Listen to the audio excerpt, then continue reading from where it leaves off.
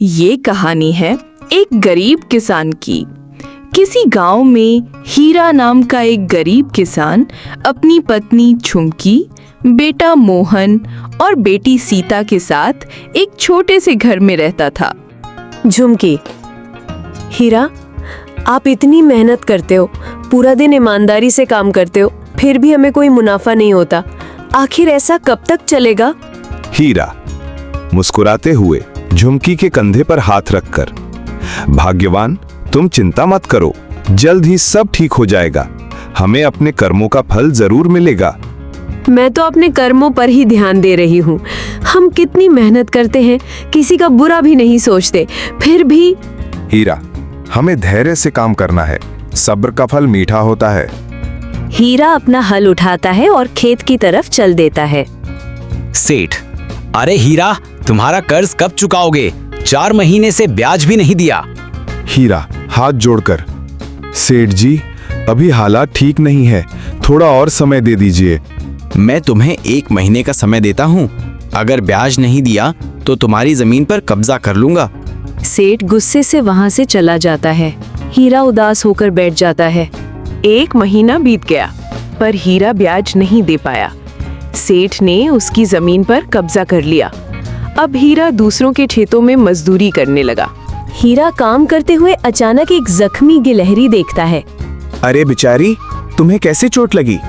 चलो, मैं तुम्हें घर ले चलता हूँ। सीता, पिताजी, ये गिलहरी कहाँ से लाए? बिटिया, ये खेत पर जख्मी हालत में मिली थी। अचानक गिलहरी बोल उठती ले। गिलहरी, हीरा, मेरी मदद करने के लिए धन्यवाद। हीरा, झुमकी, सीता हैरान होकर, तुम बोल सकती हो? हाँ, मैं एक जादुई गिलहरी हूँ। तुमने मेरी मदद की, इसलिए मैं तुम्हारी एक इच्छा पूरी कर सकती हूँ। झुमकी, हम अमीर बनना चाहते हैं, बहुत सारा सोना। गिलहरी के सामने एक बड़ा मटका प्रकट होता है, जिसमें सोने के सिक्के भरे होते हैं। झुमकी, अरे वाह, इतना सारा सोना, अब तो हम बहुत अमीर हो गए। सेठ का घर बड़ा शानदार घर। हीरा, सेठ जी, मैं आपका पूरा कर्ज और ब्याज लौटाने आया हूँ। सेठ हैरानी से, हीरा, तुम्हारे पास इतना धन कहाँ से आया? बस सेठ जी, आप अपना पैसा ले लीजिए और हमारी जमीन के कागजात वापस कर दीजिए। अब हीरा और झुमकी गांव के सबसे अमीर व्यक्ति बन गए, पर धन का लोभ उन्हें अंधा बना गया। झुमकी महंगे कपड़े और गहने पहनती है। मोहन शराब पीता है और जुए खेलता है। हीरा गरीबों से ज्यादा ब्याज लेकर उनकी जमीनें हड़पने लगता है। गांव वाले नाराज हैं। हीरा का नया महल नुमा घर, शानदार कमरा। मोहन बिस्तर पर बीमार पड़ा है। वैद्य जी, हीरा, तुम्हारा बेटा ऐसी बीमारी से ग्रस्त है जिसका इलाज संभव नहीं है। हीरा गिड़गिड़ाते हुए कहा, वैद्य जी, पैसे की चिंता मत कीजिए, जितना चाहे ले लीजिए, बस मेरे बेटे को ठीक कर दीजिए। हीरा, जिंदगी में हर चीज धन से नहीं खरीदी जा सकती, कुछ चीजें धन से परे होती हैं। वैद्य जी चले जाते हैं। झुमकी रोने लगती है।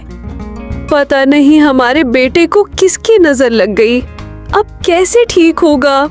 सीता अंदर आकर, पिताजी, क्या आपको लगता है धन से सब कुछ संभव है? भैया को किसी की नजर नहीं लगी, ये आपके कर्मों का फल है। हीरा गिल्ट महसूस करते हुए, बेटा, तुम बिल्कुल सही कह रही हो, हम लोभ में अंधे हो गए थे। झुमकी रोते हुए, काश हमारी जिंदगी फिर से पहली जैसी हो जाती, हमें अब इस धन की जरूरत नहीं है। अचानक चमक होती है और जादुई गिलहरी प्रकट होती है। गिलहरी, चलो, कम से कम अब तो तुम्हें अपनी गलती का एहसास हो गया। मैं तुम्हारी आखिरी इच्छा पूरी कर सकती हूँ। हम चाहते हैं कि हमारा परिवार फिर से पहले जैसा हो जाए। हमें ज्यादा धन नहीं चाहिए। ठीक है, अब ऐसा ही होगा। तेज रोशनी होती है और सब कुछ सफेद हो जाता है। हीरा और झुमकी पुराने कपड़ों में सोकर उठते हैं। मोहन स्वस्थ होकर अंदर आता है। माँ, आज खाने में क्या बना है? मुझे बहुत भूख लगी है। खुशी के आंसू छलकाते हुए, बना है तुम्हारा पसंदीदा पूरी सब्जी, जल्दी आ जाओ, बैठो। पूरा परिवार खुशी खुशी एक साथ बैठकर खाना खाता है। उन्हें अब समझ आ गया था कि जिंदगी में सिर्फ धन ही महत्वपूर्ण नहीं होता, अच्छे कर्म ही सबसे बड़ा धन होते हैं। पूरा परिवार हंसते बातें करते हुए